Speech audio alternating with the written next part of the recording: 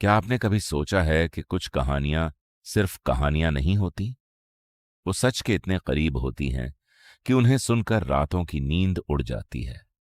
मायावी मंगलवार के इस एपिसोड में आपका स्वागत है, जहां हर कहानी के पीछे छुपा होता है एक अंधेरा सच। आज जो दास्तान मैं आपको सुनाने जा रहा हूं, वो कोलकाता के एक पुराने अस्पताल की है। एक ऐसी रात जब एक नर्स के पास एक कॉल आया। कॉल करने वाले की लोकेशन चेक की गई तो पता चला कि वो अस्पताल के मुर्दा घर से किया गया था।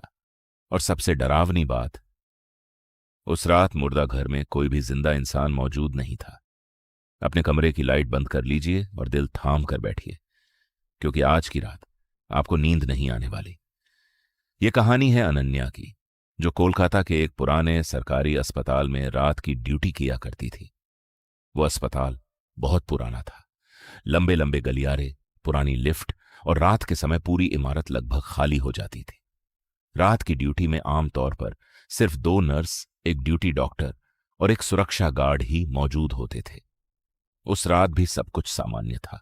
घड़ी में रात के 2:15 बज रहे थे। अनन्या स्वागत कक्ष की डेस्क पर मरीजों की रिपोर्ट अपडेट कर रही थी कि तभी अचानक लैंडलाइन फोन बजने लगा। ट्रिन, ट्रिन। अनन्या ने फोन उठाया और कहा, हेलो, नाइट डेस्क। दूसरी तरफ कुछ सेकंड तक खामोशी छाई रही। फिर एक बहुत हल्की सी आवाज आई, जैसे कोई बड़ी मुश्किल से बोलने की कोशिश कर रहा हो। हेलो, कोई है? इसके बाद सिर्फ एक अजीब और भारी सांस लेने की आवाज सुनाई देती रही, जैसे कोई दर्द में तड़प रहा हो या थक गया हो। अनन्या को लगा शायद आईसीयू से किसी मरीज ने कॉल किया है। उसने स्क्रीन पर चमकता एक्सटेंशन नंबर देखा और वह बुरी तरह उलझन में पड़ गई। कॉल एक्सटेंशन 309 से आया था। जब अनन्या ने रजिस्टर चेक किया तो उसके होश उड़ गए। एक्सटेंशन 309 अस्पताल के मुर्दा घर का नंबर था। अनन्या ने खुद को तसल्ली दी कि शायद कोई वार्ड बॉय या सफाई कर्मचारी वहां गया होगा और गलती से फोन लग गया होगा। उसने फोन में दोबारा पूछा, हेलो, कौन बोल रहा है? लेकिन फिर से वही भारी सांसों की आवाज आई और लाइन कट गई। अनन्या ने बात को नजरअंदाज करने की कोशिश की, लेकिन ठीक 5 मिनट बाद फोन फिर से बज उठा और इस बार भी स्क्रीन पर वही नंबर था, 309। डर के मारे अनन्या का दिल जोरों से धड़कने लगा। उसने कांपते हाथों से रिसीवर उठाया। हेलो। इस बार दूसरी तरफ से कराहने की आवाज आई और एक बेहद धीमी और खौफनाक आवाज में किसी ने कहा, मदद। अनन्या की रूह कांप गई। हेलो, क्या आप मुर्दा घर में हैं? उसने पूछा। कोई जवाब नहीं मिला। सिर्फ किसी लोहे के दरवाजे के खिसकने की चरमराहट सुनाई दी और फोन कट गया।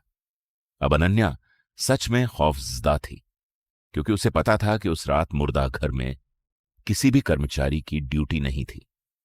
अनन्या ने तुरंत ड्यूटी डॉक्टर और सुरक्षा गार्ड को पूरी बात बताई। तीनों ने तय किया कि वो खुद जाकर देखेंगे कि आखिर माजरा क्या है। अस्पताल का मुर्दा घर इमारत के तहखाने में था। रात के 2:40 बज चुके थे। लिफ्ट से नीचे जाते वक्त उन्हें एक अजीब सी ठंडी हवा महसूस हुई, जैसे अचानक तापमान बहुत गिर गया हो। तहखाने का गलियारा लगभग अंधेरे में डूबा था, जहां बस एक ट्यूबलाइट टिमटिमा रही थी। गलियारे के आखिर में मुर्दा घर का दरवाजा था। सुरक्षा गार्ड ने दरवाजा खोला। चर्र। अंदर का कमरा पूरी तरह से खामोश था। स्टील के बड़े बड़े दराजों की कतारें लगी हुई थीं। सब कुछ सामान्य लग रहा था, लेकिन तभी अनन्या की नजर कोने में रखे लैंडलाइन फोन पर पड़ी। फोन का रिसीवर अपनी जगह से हटा हुआ था, बिल्कुल वैसे जैसे किसी ने उसे अभी अभी इस्तेमाल करके छोड़ा हो। डॉक्टर ने तुरंत मुर्दा घर का रजिस्टर चेक किया। उस रात वहां सिर्फ एक ही लाश लाई गई थी, एक अधेड़ उम्र के आदमी की लाश, जिसकी सड़क हादसे में मौत हुई थी। उस लाश को दराज नंबर 7 में रखा गया था। तभी अचानक उस खामोश कमरे में खटखटाने की आवाज गूंज उठी। थक थक। तीनों की सांसें वहीं अटक गईं। वो आवाज दराज नंबर 7 के अंदर से आ रही थी। सुरक्षा गार्ड ने कांपते हाथों से दराज को बाहर खींचा। अंदर जो नजारा था, उसने उन तीनों को अंदर तक झकझोर कर रख दिया। उस लाश का एक हाथ थोड़ा सा बाहर की तरफ निकला हुआ था और उसकी उंगलियों के पास लैंडलाइन फोन के तार का एक टूटा हुआ टुकड़ा फंसा हुआ था। ऐसा लग रहा था जैसे उस मुर्दे ने कुछ पकड़ने की कोशिश की हो, लेकिन वो शरीर पूरी तरह से बेजान और ठंडा था। सबसे बड़ा झटका तो तब लगा जब डॉक्टर ने मृत्यु प्रमाण पत्र देखा। उसमें साफ लिखा था कि उस आदमी की मौत रात 1:50 पर ही हो चुकी थी, जबकि अनन्या को पहली कॉल 2:15 पर आई थी और दूसरी 2:21 पर। यानी जब वे कॉल्स आईं तब तक वो इंसान कानूनी और चिकित्सकीय रूप से मर चुका था। उस खौफनाक रात के बाद अनन्या ने फिर कभी रात की ड्यूटी नहीं की। सबसे खौफनाक बात तो यह है कि अस्पताल के फोन रिकॉर्ड्स में आज भी वो 2 कॉल्स दर्ज हैं जो मुर्दाघर के एक्सटेंशन 309 से की गई थी। तो दोस्तों, ये थी मुर्दाघर से आई कॉल की वो रोंगटे खड़े कर देने वाली सच्ची घटना।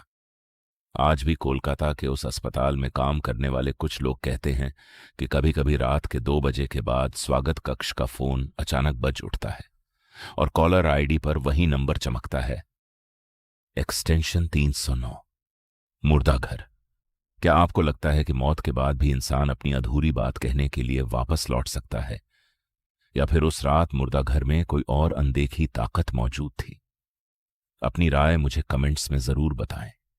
अगर इस कहानी ने आपकी भी धड़कनें तेज कर दी हैं तो वीडियो को लाइक करें और इसे अपने उन दोस्तों के साथ शेयर करें जिन्हें रातों में जागने का शौक है। मायावी मंगलवार की ऐसी ही और खौफनाक कहानियों के लिए हमारे चैनल को सब्सक्राइब करना और बेल आइकॉन दबाना ना भूलें। मैं मिलूंगा आपसे अगली डरावनी कहानी के साथ। तब तक के लिए रात के अंधेरों में बजने वाले अनजान फोनों से बचकर रहें। Good night.